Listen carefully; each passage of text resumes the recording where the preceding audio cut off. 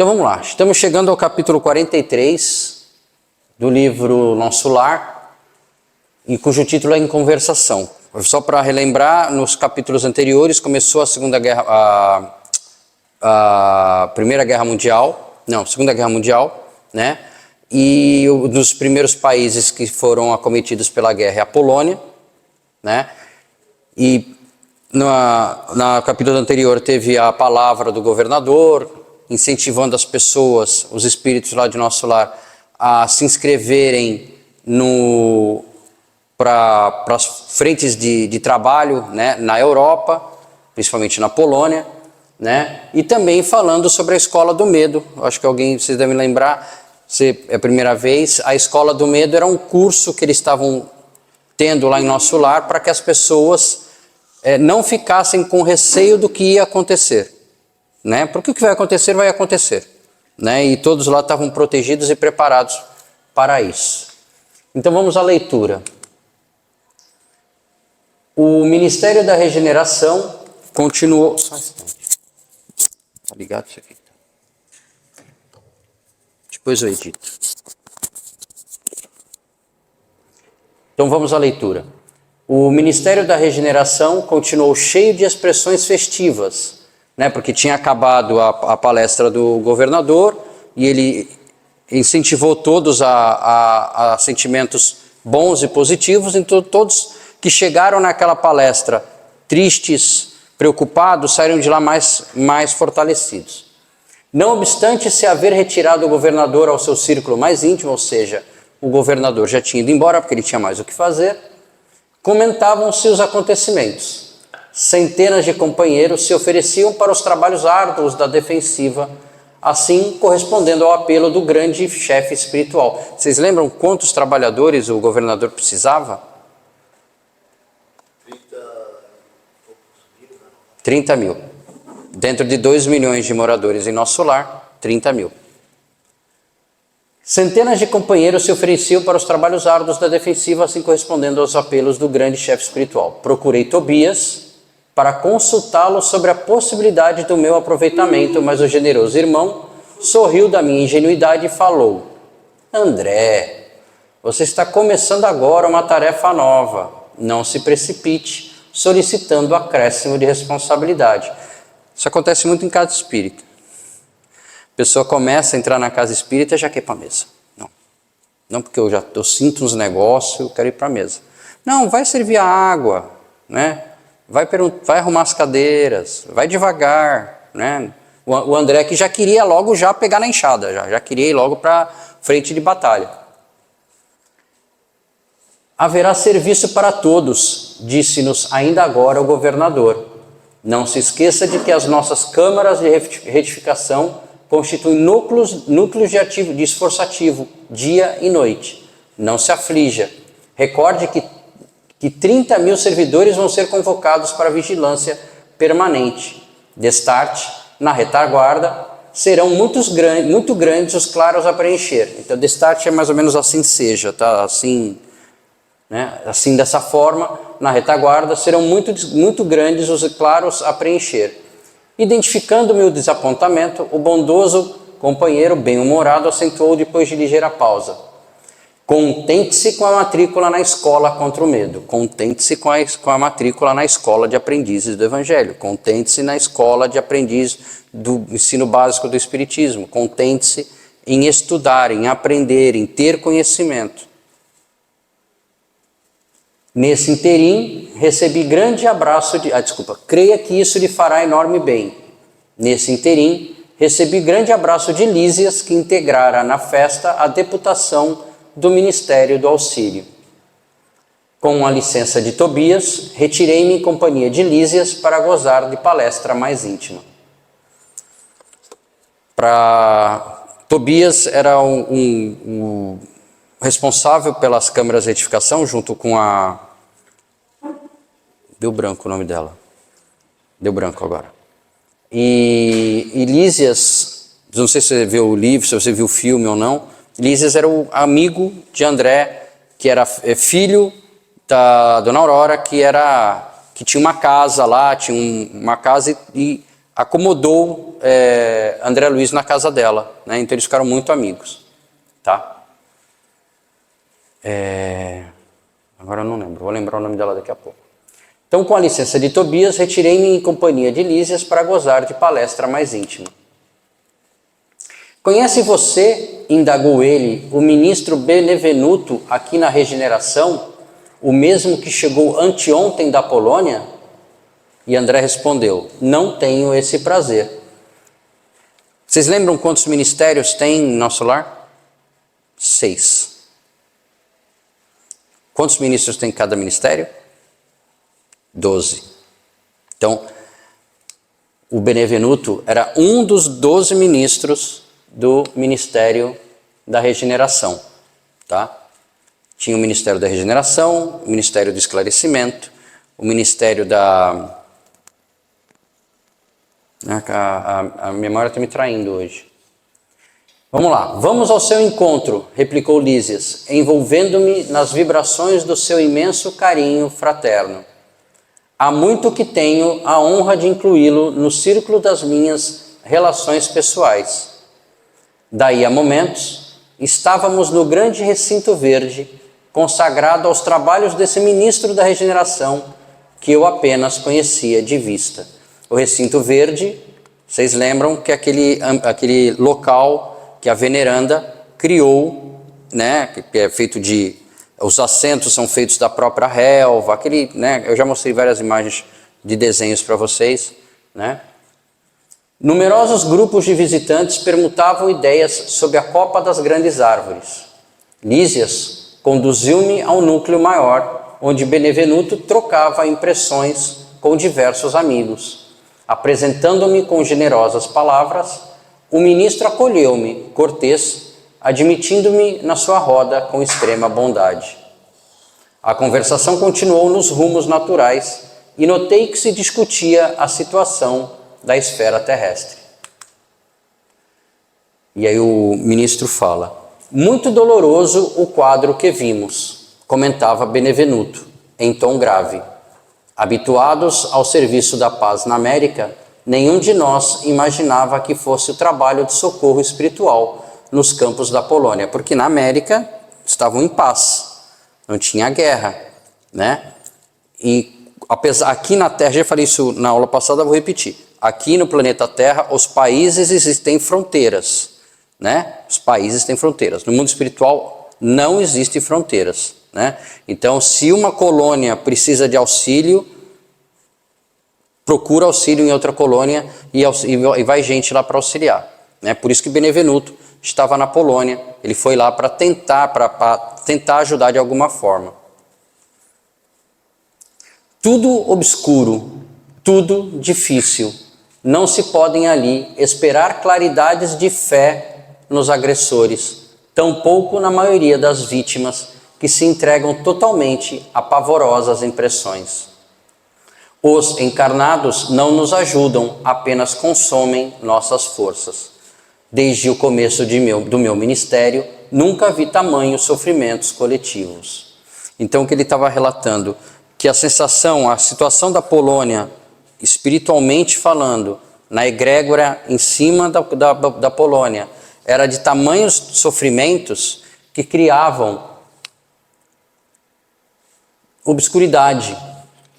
Era um lugar completamente escuro, espiritualmente, no lado espiritual da região. Muito difícil, inclusive, para eles poderem trabalhar, né? Não tinha a claridade da fé nos agressores. Os agressores, na guerra, a gente sabe que quando tem uma guerra, os agressores, eles estão um pouco se lixando, desculpe o termo, mas eles estão um pouco se preocupando com quem está sendo agredido. Né? Cometem atrocidades, cometem violências, né? A gente tem essas informações, infelizmente, né? E aqui ele falava, os encarnados não nos ajudam, apenas consomem nossas forças. Por quê? Porque ficavam com medo. O medo é um sentimento negativo, né? Não tinham fé, não tinham a claridade da fé também. E a comissão demorou-se muito por lá? Perguntou um dos companheiros com interesse. Todo o tempo disponível, ajuntou o ministro. O chefe da expedição, nosso colega do auxílio, julgou conveniente permanecermos exclusivamente atidos à tarefa para enriquecermos observações e melhor aproveitar a experiência. Com efeito, as condições não poderiam ser melhores.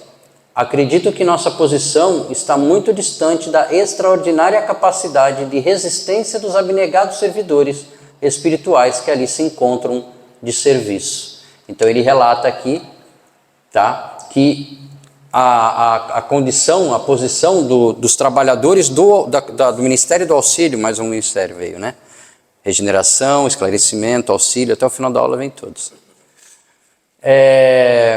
Que a capacidade dos trabalhadores do Ministério do Auxílio de nosso lar, por melhor que fossem, estava muito distante da capacidade daqueles trabalhadores do Ministério de Auxílio da colônia em cima da Polônia, na região da Polônia. Todas as tarefas de assistência imediata funcionam perfeitamente, a despeito do ar asfixiante saturado de vibrações destruidoras. Peraí, mas é espírito, pô. Espírito respira? A energia vai ser mais densa, né? Espírito não precisa respirar, mas o ar é energia. Vibrações destruidoras transformavam o ar asfixiante, ou seja, a energia era tão densa, e a gente tem, eu acho que em obreiros da vida eterna, se não me engano, ou em missionários, quando eles vão atender pessoas em regiões mais profundas do umbral, eles relatam do peso que eles sentem, né? do ar pesado, digamos assim, que até dificulta eles, entre aspas, respirarem. Na realidade, eles buscarem essa energia, né, que está ao redor, essa energia, para que alimentem o espírito deles próprios, né? Para que fortaleça o espírito deles. O campo de batalha, invisível aos nossos irmãos terrestres, é verdadeiro inferno de indescritíveis proporções. Eu vou aqui fazer um parêntese. O Haroldo Dutra tem uma coletânea de vídeos onde ele também estuda o André Luiz, né? E eu estava assistindo hoje, até às vezes eu assisto até para me ajudar, né, em ter um pouco mais de conhecimento, porque aqui está todo mundo aprendendo junto. Eu só sou o cara de pau que vem aqui na frente falar. A gente está aprendendo todo mundo junto. E ele fala, o verdadeiro inferno de indescritíveis proporções. Mas existe inferno? Porque assim a gente estava vendo um espírito, que é o ministro Benevenuto, falando em inferno. Existe inferno? Não. Então por que ele usou o termo inferno? Oi? Quem cria o inferno somos nós.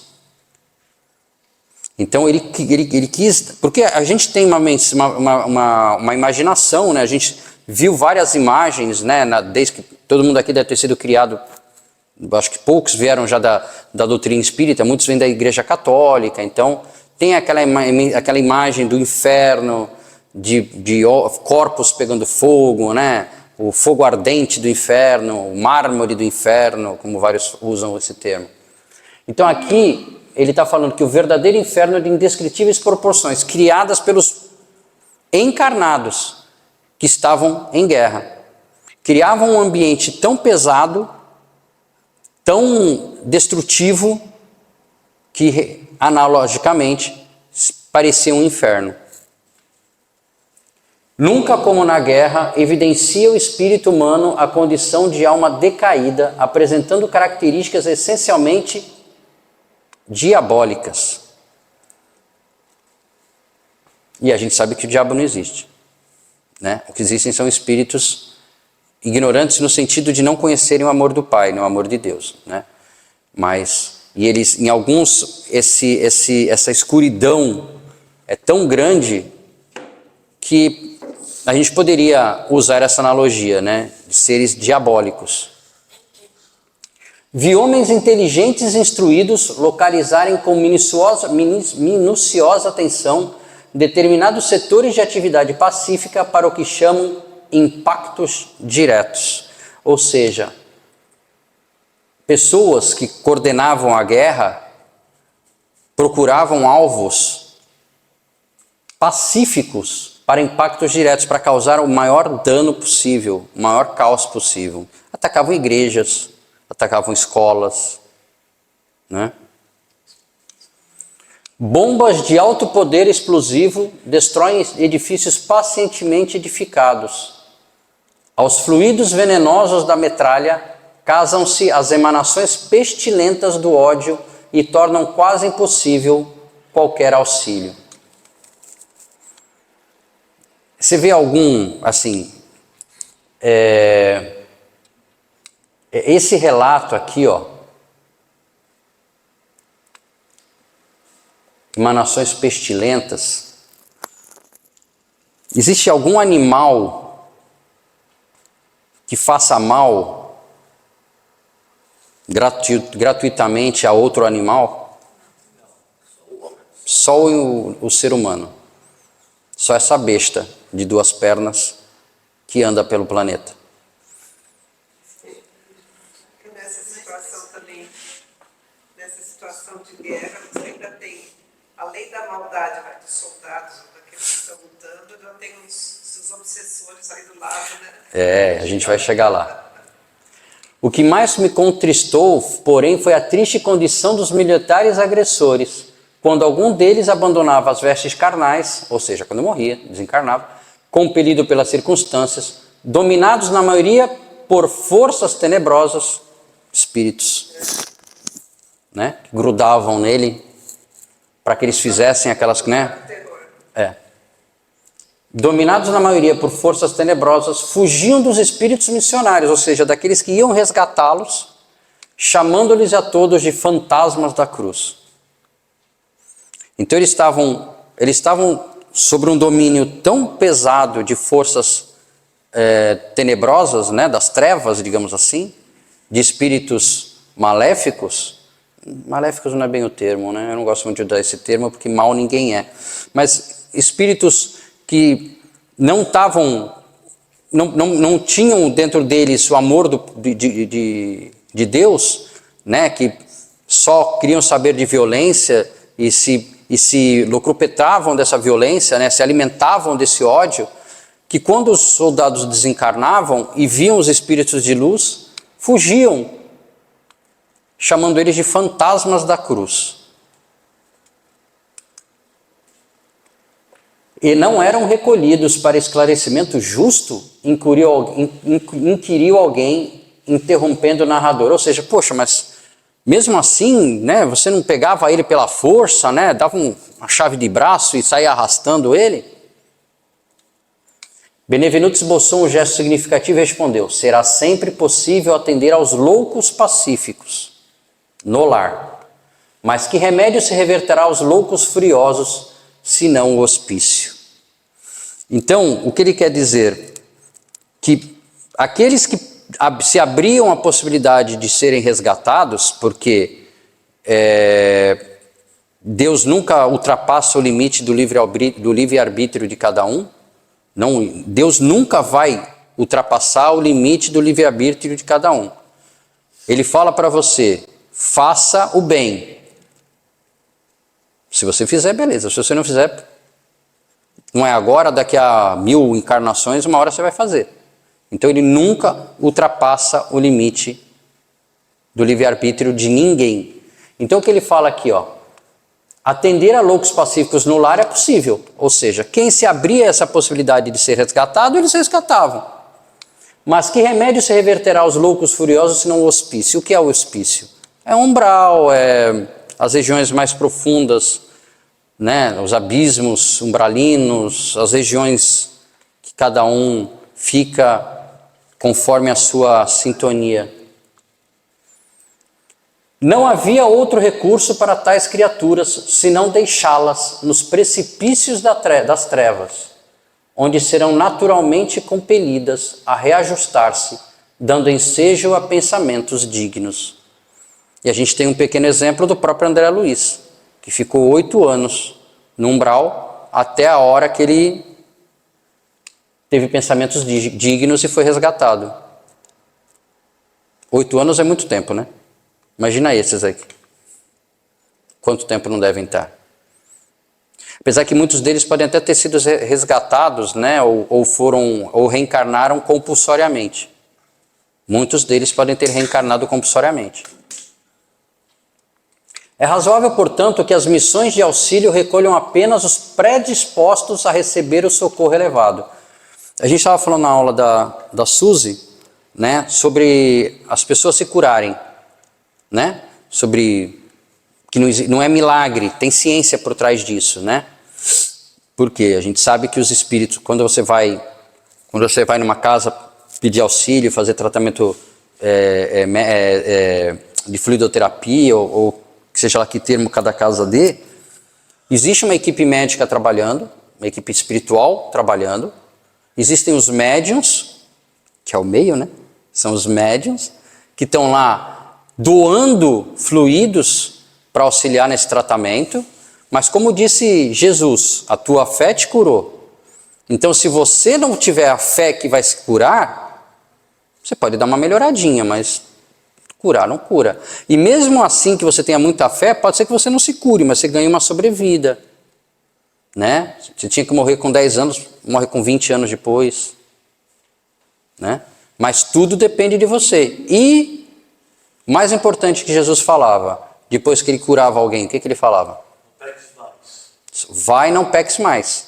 Porque se pecar, o seu problema volta. Ou seja, não adianta nada você sair da casa espírita com algum problema, entrar na casa espírita com algum problema, ser atendido, ser tratado, sair daqui leve e solto como uma pluma. Nossa, eu tomei um passe que, olha, tô assim, tipo, parece que eu tô pisando nas nuvens.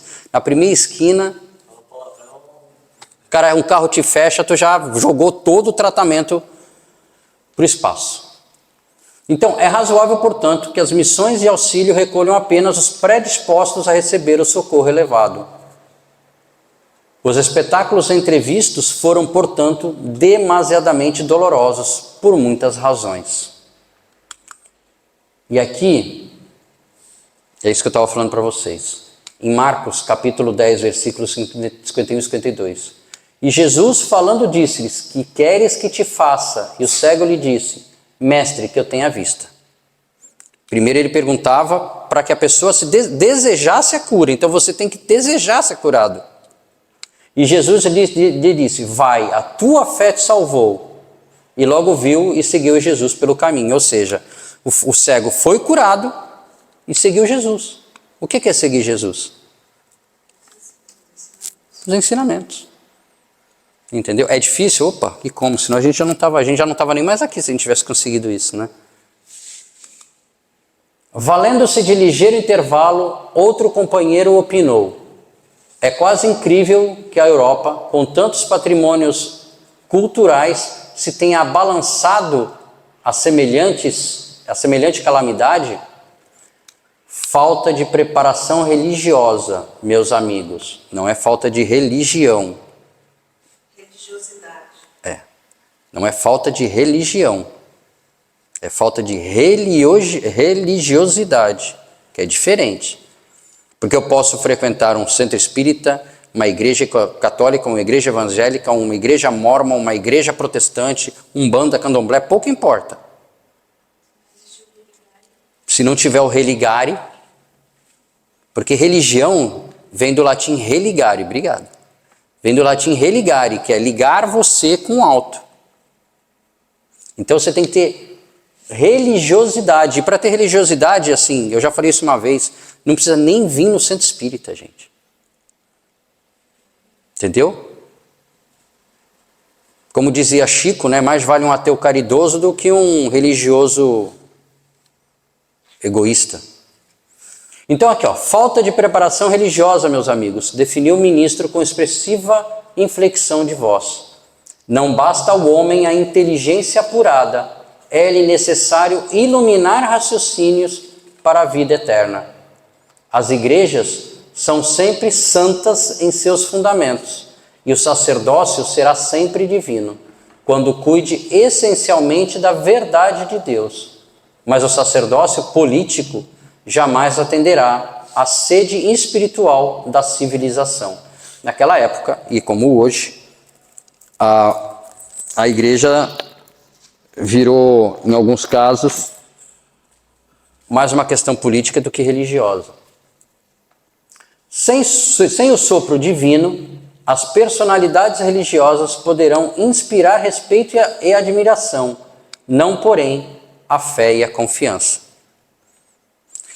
Lembra que a gente falou lá, capítulo 41, né, quando a gente veio falar do governador, né, que a gente até fez uma comparação, né, a pessoa para ser governador ou ministro em nosso lar, o que ele precisa ter?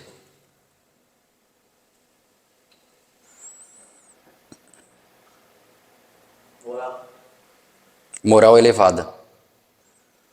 Conhecimento e moral elevada. Lá, a pessoa não é eleita governador ou chega a cargos de alto grau por conchavos políticos. Então a gente até fez essa brincadeira, né? Aqui a gente confia nos nossos políticos?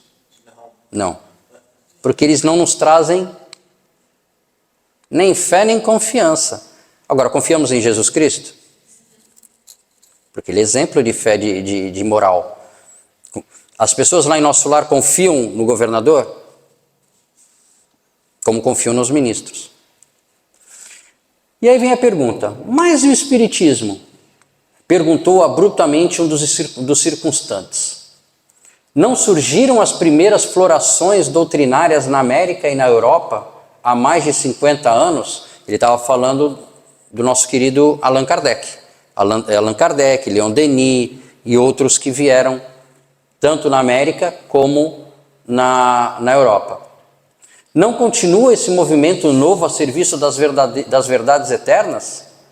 Benevenuto sorriu, esboçou um gesto extremamente significativo e acrescentou: o Espiritismo é a nossa grande esperança e por todos os títulos é o consolador da humanidade encarnada, mas a nossa marcha é ainda muito lenta. Trata-se uma dádiva sublime para a qual a maioria dos homens ainda não possui olhos de ver. Em João 14, versículo 15 a 17, tem uma passagem do Cristo falando sobre isso. Se me amais, guardai meus mandamentos, e rogarei a meu Pai, e ele vos dará outro Consolador, a fim de que fique eternamente convosco. O Espírito da verdade, que o mundo não pode receber porque não o vê e absolutamente não o conhece. Mas quanto a vós, conhecê-lo-eis, porque ficará convosco e estará em vós. Isso Cristo falou há 2000 anos atrás. Em 1882 veio o Espírito de Verdade através de vários médiuns que Kardec compilou e fez o Evangelho do Segundo Espiritismo, o Livro dos Espíritos, depois o Evangelho e depois outras obras que vieram para complementar o Pentateuco. Isso Cristo falou há 2000 anos atrás. Uma hora ia vir o Consolador prometido. Esmagadora porcentagem dos aprendizes novos aproxima-se dessa fonte divina a copiar antigos vícios religiosos. Querem receber proveitos, mas não se dispõem a dar alguma coisa de si mesmos. É aquele famoso toma lá da cá, que a igreja na época fazia muito, né? Ainda faz em alguns casos, né? Você paga o dízimo e aí você ganha alguma coisa, você vai lá na igreja, se confessa ao padre e o padre te perdoa os pecados, como se isso fosse possível. 40 Pai Nosso e 15 Salve a Rainha. Isso. São os vícios religiosos querem receber proveitos, mas não se dispõem a dar coisa alguma de si mesmos. Acontece muito também na doutrina espírita, né?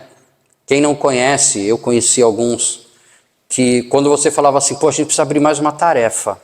Estava pensando em abrir uma tarefa no sábado, evangeliza. Ah, eu já venho 2 vezes na semana, para mim não está dando.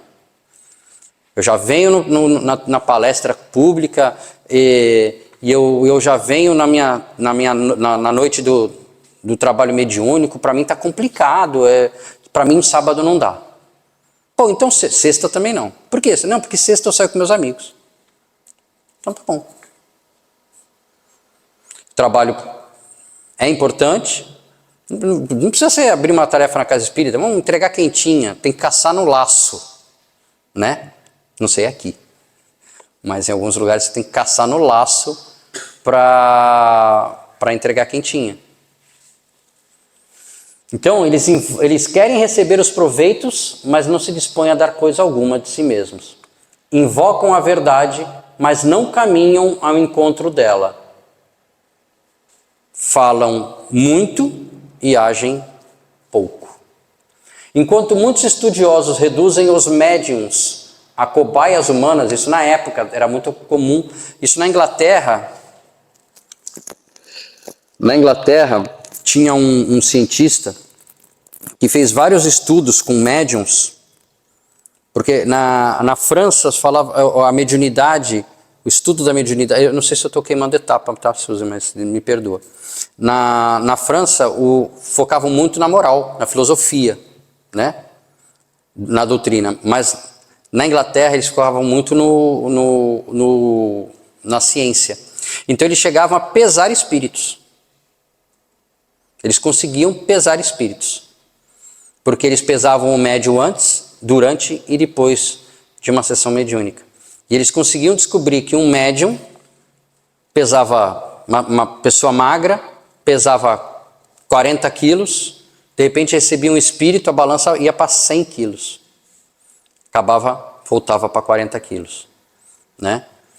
Então, está aqui. Enquanto muitos estudiosos reduzem os médiuns a cobaias humanas, numerosos crentes procedem à maneira de certos enfermos que, embora curados, creem mais na doença que na saúde e nunca utilizam os próprios pés. É aquela pessoa que a cada 6 meses bate na casa espírita pedindo, eu queria voltar para o tratamento.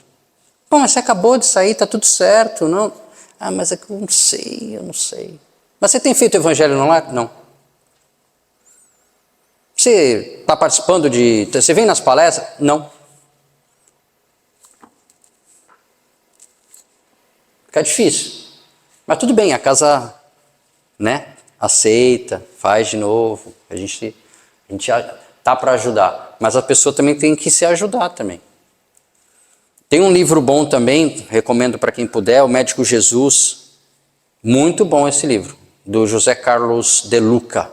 Lá ele dá muitas aulas, inclusive, para quem quiser, eu tenho um canal, vou fazer uma pequena merchan, eu tenho um canal no YouTube chamado Aprendiz do Evangelho, eu fiz a leitura inteira do livro O Médico Jesus, né? E assim, cada capítulo não é ensinando ou explicando como é que você tem que fazer para pedir para Jesus para te curar, não, é te falando que você é a sua cura. Entendeu? A cura está em você. Jesus falou, sois Deus, podeis fazer isso e muito mais. A cura está em você. Vamos lá que já está terminando, gente. Enfim, procuram-se por lá os espíritos materializados para o fenomenismo passageiro, ao passo que nós outros vivemos à procura de homens espiritualizados para o trabalho sério. Ou seja, lá na época eles estavam eles só estavam querendo saber do fenômeno, do fenomenismo, entendeu? Só quer saber de mesas, nessa época nem tanto, mas de fenômenos de aparição, fenômenos hoje eu estou com a memória muito ruim, Suzy, quando uso o ectoplasma para fazer Isso, fenômenos de materialização. Era isso que eles queriam saber. Eles estavam mais preocupados com o fenômeno. E muita gente vem na casa espírita por causa disso. Entendeu?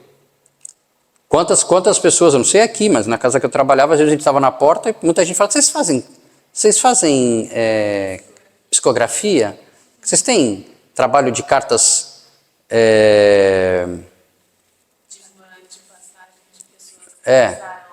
Não, tem um termo isso. Não, cartas consoladoras.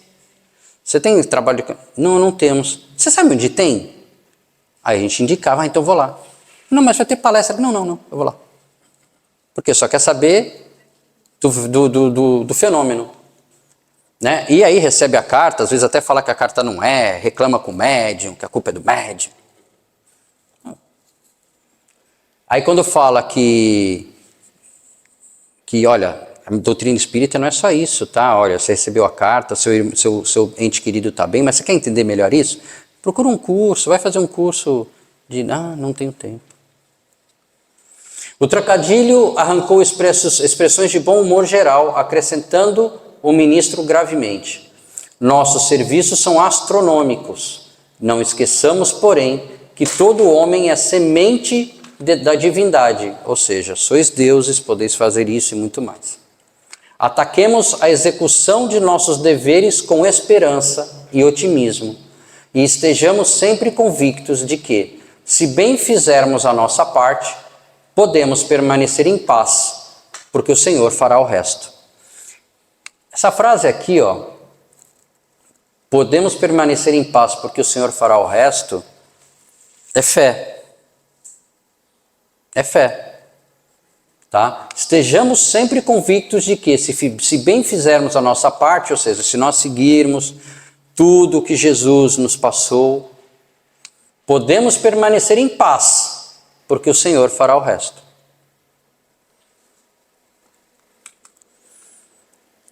Do livro Pão Nosso, de Emmanuel, psicografado por Francisco Cândido Xavier, capítulo 9, Homens de Fé.